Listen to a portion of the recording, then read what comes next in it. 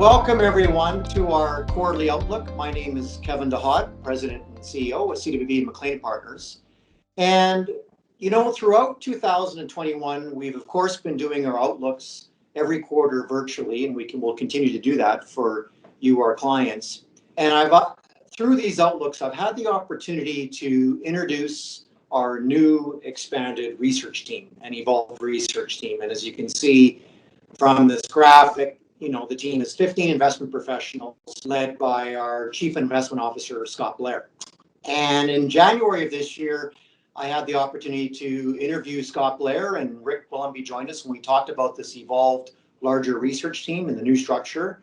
And then in the spring, I had the opportunity to speak with Gil Lamont, and Gil leads our Canadian equity team, and we introduced the Canadian equity team and the members on that team. And today I'm excited and pleased to interview and speak with our U.S. equity team and the two lead co-managers of our U.S. equity strategy, Saket Mudra and Lily Vetskova.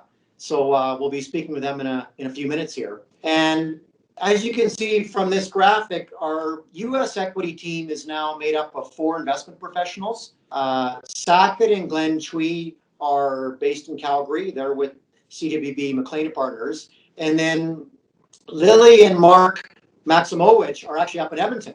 And so Lily and Mark were covering U.S. equities up in Edmonton. Saket and Glenn were covering U.S. equities here in Calgary. So the teams come together, and we now are excited that we've got 4 investment professionals working strictly on U.S. equities, and we're going to talk about that today. So a lot of you McLean Partners clients know Saket because he's been with our team here in Calgary for 8 years and has been covering U.S. equities for 8 years. But not all of you will know Lily as well. And Lily and I have known each other for about 6 years now, Lily. And even though you've been up in Edmonton, and so I thought we'd start with you and say hi and welcome to the McLean Partners family, and also get a sense a little bit about your background and your journey with CWB. Hey, Kevin. Thanks for having me. It's really exciting. I've actually seen a couple of those quarterly updates that you do, and I quite enjoyed it. So finally, I'm in one of them. A bit nervous, but I'll try to do my best. So as you said, we've known each other for 6, 7 years now. And when we first met, I was at your office. I was at the time, I was an analyst at the time. I had just been hired at CWB Wealth.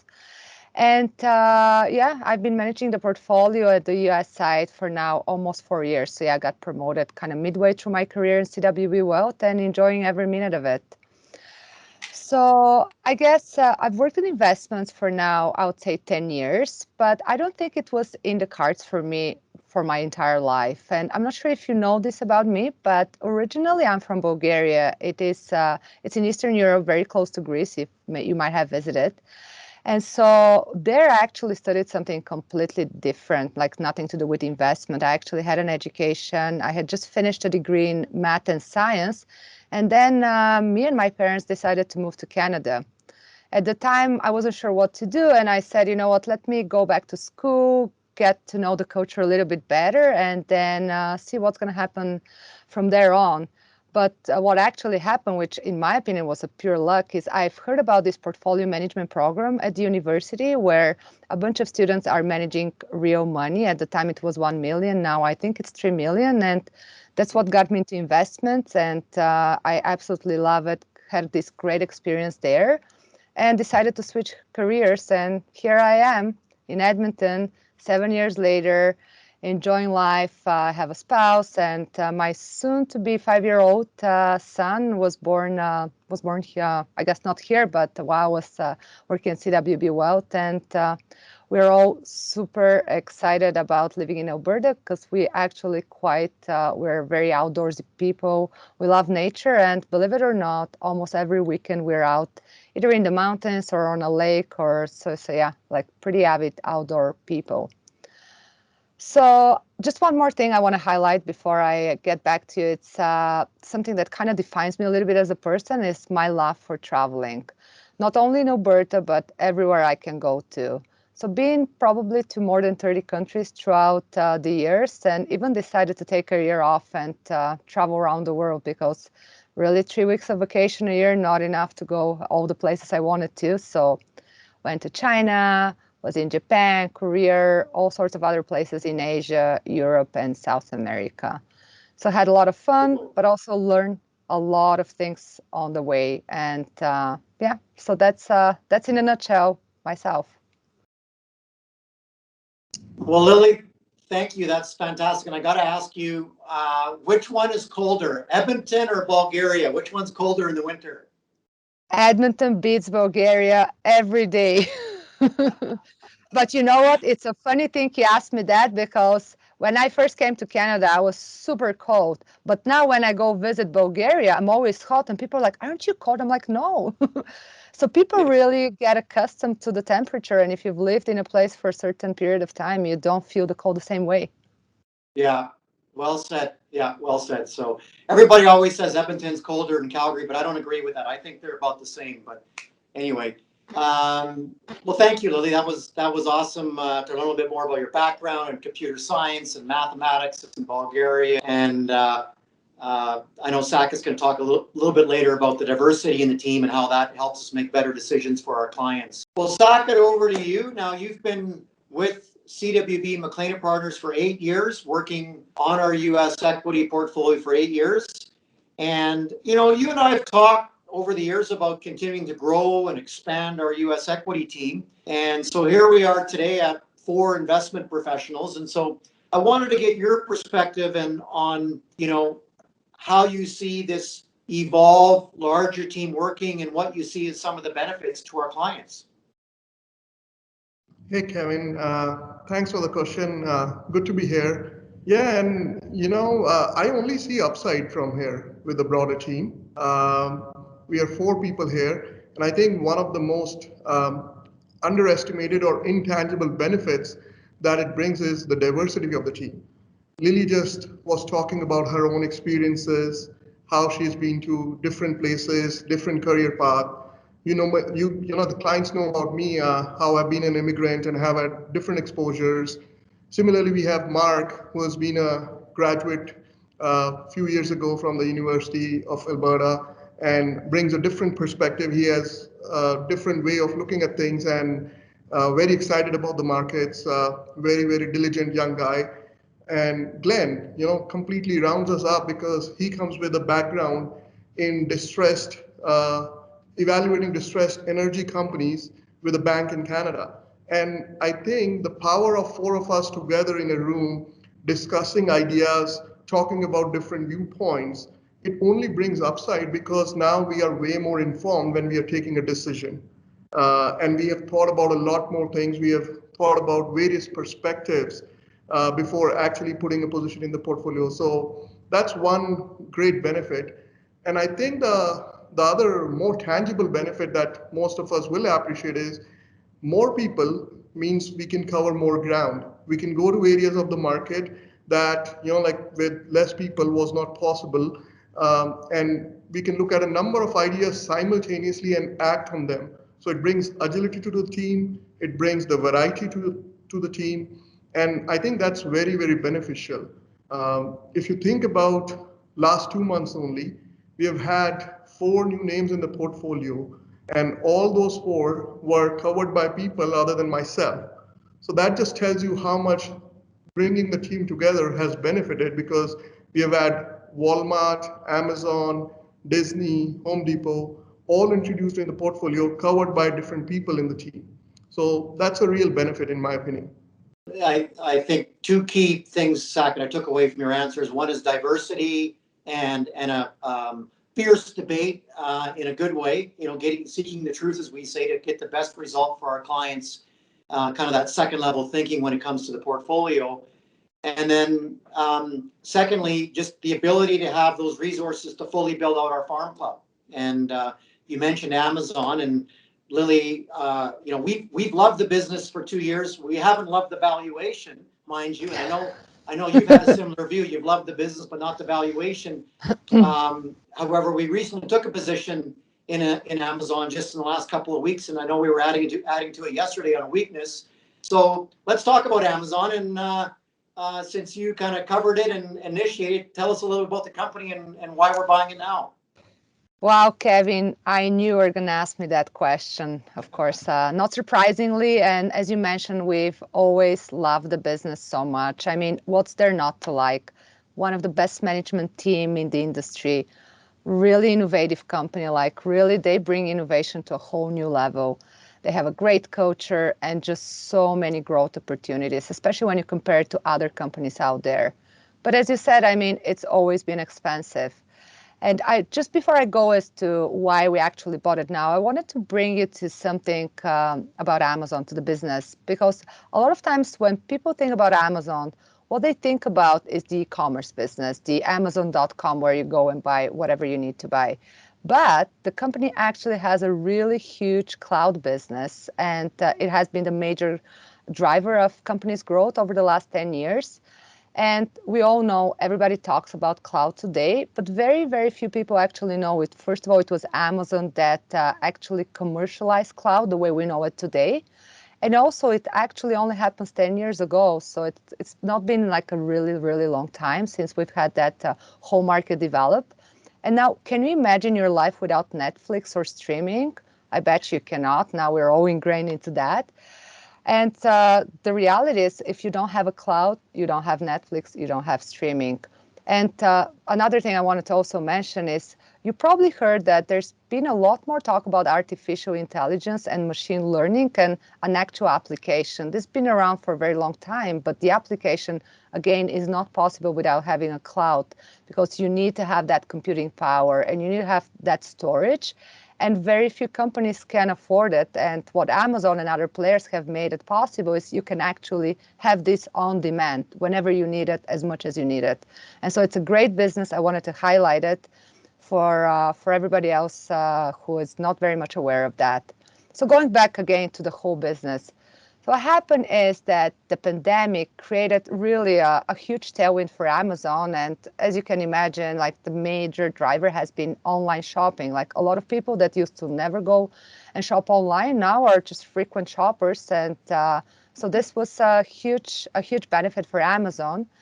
Like I just want to give you an example. For 2020, the sales for Amazon basically doubled from the previous year, and that's crazy for a company of a size like Amazon. So again, what we're saying is that COVID pandemic, it really made a strong business even stronger. But now, let's now get back to the question you actually asked me. Now that I've said all the things I wanted to say about Amazon, as you know, as you can see, I love the business. So the answer is really simple, and it really lies into why we didn't buy it before.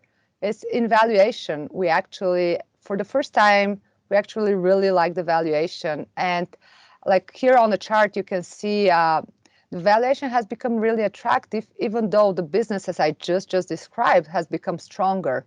And one reason really, which we think is more of a short-term nature than anything else, is that investors are concerned that because the company has such an amazing year in 2020, how they're ever going to be able to actually put up such strong results in 2021 or 2022.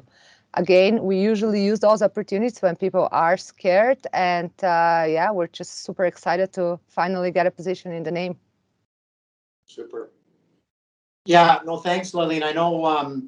I know the stock has also lagged its peers quite a bit. You were mentioning to me earlier that it's been in performing versus the S&P and the Nasdaq. It's kind of gone nowhere for the last 8 months or so, right? Yeah, it's true. And as you can see on the chart, like right now, I think if you look at the last 1 year, you have actually the company underperforming the S&P 500 by 25%, which is stunning. I mean, obviously at the beginning of the pandemic, they did better, but yeah, Right. for me, it's just a great opportunity. Super. No, thanks for that. That's good. Make sure everybody gets online and buys some stuff from Amazon this week. Yeah. So just in time for Thanksgiving. Now, Saket, I want to chat with you about this concept of co-managers. And, before we put the two teams together, you were managing a U.S. equity portfolio in Calgary. Lily was managing a U.S. equity portfolio in Edmonton. And you've come together, which is great. We've got the 4 investment professionals. However, the two of you are co-managers. So I wanted to get a sense from you on how this is working, having this process of co-managers and how decisions are being made and how decisions are flowing within the team currently. Thanks for the question, Kevin. I was just going to say, haven't you heard the phrase, it takes two to tango? So now I have the second one here. And essentially, I don't think that, this is much different than any other teams working together or group of people working together, right? Like in every aspect of life or work, whether it's our work or somewhere else, people always work together and they have to reach decisions together. And that's what we do. And the fabric that binds us together, essentially. It's not about me, it's not about Lily, it's not about Mark or anyone else in the team. There's no ego here. It's more about the process and taking the best decisions for our clients. And in fact, I really like it because now we can have debates about things. We can think about different things, and I think it's just for the benefit of the entire team and the portfolio that we can run ideas across. Um, the example that comes to my mind, the recent one, like Lily was speaking about Amazon just now, and I think the power of the team and working together and taking decision together is clearly evident from that stock, how it made it to the portfolio. So Lily has covered the stock for 2 years, but it wasn't her that brought the idea up. In fact, I was the one who was watching the stock, and I went to her and I said, it's done nothing. Is there an opportunity here? And after she refreshed her work, she found it to be a lucrative opportunity. We discussed the idea together in the team, again, through the lens of our process and philosophy, because that's what determines whether it makes it to the portfolio or not whether Lily's saying so or I am saying so. And ultimately, on the other end, we were to source capital from some other opportunities that were not as lucrative to get Amazon in the portfolio. And as I said, now we know that it made it to the portfolio. So that's all about decision making. I don't think it's much different from how we've worked previously. In terms of, I also wanted to highlight the perspective of working remotely. The one thing that I would say is over the last 1.5, 2 years, all of us have learned, how to work together remotely, and thanks to technology, thanks to our biggest holding, in fact, Microsoft, that we can do this all the time seamlessly from anywhere. And so that's never been an issue for us working in different areas, different zones. Ultimately, I would summarize, I wish I could say something more, but the truth of the matter is the process and the philosophy that guides us and the decision making in the portfolio. So that's all I would say. Super, Saket. Thank you very much. And I know since you've been with CWB McLean Partners last 8 years, you've been one of the most vocal advocates of defining our process and philosophy, and then most importantly, sticking to it, and sticking to it when you get tested the most, because that's when you got to stay with it, and you most of the time be rewarded. Just a question of when. So thanks very much for that. So with that, I wanna thank both of you for joining me on this quarterly outlook. Lily, it was your first time on our quarterly outlook, and I hope definitely not your last, and you can join us again in the future. That would be fantastic. Yeah, no, it was awesome. Thanks, Kevin, for having me. It was not that scary after all, so I'll come again. Great. And Saket, thanks again for joining us on the quarterly outlook. I know you're a little bit more seasoned than these, but it's always great to have you on and get your perspective on the U.S. equity market. So thanks again. Thanks, Kevin. Lily's a hard act to beat.